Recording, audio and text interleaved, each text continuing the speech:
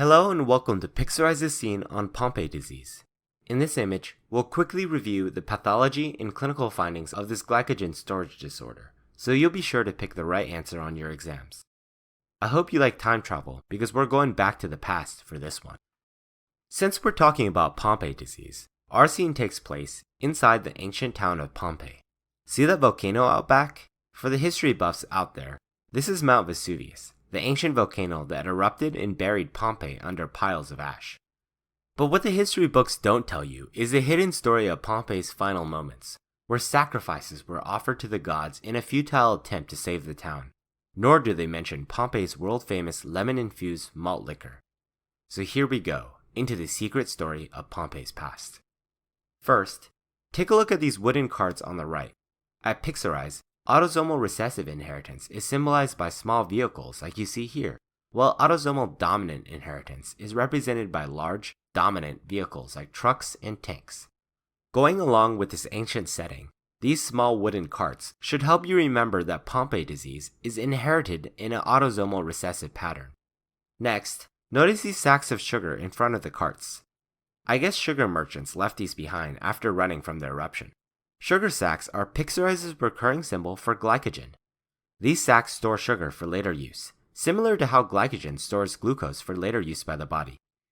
These sacks of sugar are here to help you remember that Pompe disease is a glycogen storage disorder, which means that it results from a problem in breaking down glycogen to glucose. So we know that Pompe disease is a defect in glycogen breakdown, but what specifically causes this problem? Take a look at this bottle of Pompeii's world-famous malt liquor, served with a slice of lemon. Even the ancient Romans knew that malt liquor is better with a splash of acid. This lemon acid malt liquor is here to help you remember the enzyme, acid maltase.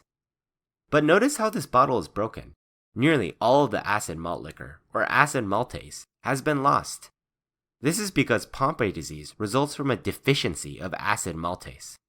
Acid maltase, also known as alpha-1,4-glucosidase, normally works within lysosomes to break down glycogen into glucose.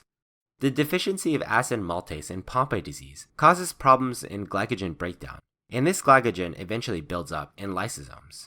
To help you remember that glycogen builds up in the lysosome, we've also drawn an ice bucket here, which is our recurring symbol for lysosomes, or isosomes. So now that you know the pathological cause of the disease, let's switch gears and focus on the clinical findings. Let's move our gaze towards the main altar where a sacrifice is taking place to appease the gods. First, take a look at this giant heart being offered to the gods by our priest. This giant heart is here to help you remember the cardiomegaly and hypertrophic cardiomyopathy that occurs in Pompe disease.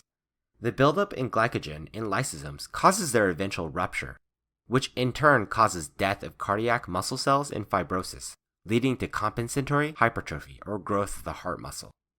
This is a classic finding you should know for your exams. Just picture this priest here offering our giant heart, and you'll be sure to never forget this fact. Next, take a look at this priest below. Notice how the priest is out of breath and is huffing and puffing as he lifts the giant heart on the altar. I mean, that heart is huge. It probably weighs a ton. This gasping for breath should help you remember the exercise intolerance and respiratory difficulty seen in Pompe disease, which often occurs as a result of heart failure. Afterwards, let's take a look at this Roman soldier who is in charge of guarding the altar. This soldier is also huffing and puffing, again to help you remember exercise intolerance. But more importantly, take a look at this soldier's armor. Notice how the shoulder pads and hip girdle are broken. You could even say that his armor is weak around the limbs and the girdle, which should help you remember the limb and girdle weakness that occurs in Pompe disease. This occurs because glycogen accumulates in the lysosomes of skeletal muscle, leading to eventual skeletal myopathy and weakness. This weakness presents as floppy baby syndrome and decreased muscle tone in children. Finally, let's return to our lysosome ice box, which was used to keep our heart fresh. How did that heart even fit in there? Anyways, notice how the red blood from the heart has made the ice pink. On biopsy of patients with Pompe disease, the glycogen buildup in lysosomes can be visualized using the periodic acid shift stain, or PAS stain. This appears under the microscope as bright pink material inside the lysosomes of cells. Just remember our icebox with its pink staining, and you'll remember this fact. And that's it for Pompe disease. Just picture our ancient town, our heart sacrifice, and our bottle of malt liquor, and you'll be set for any question you might get on this disease. We'll see you next time.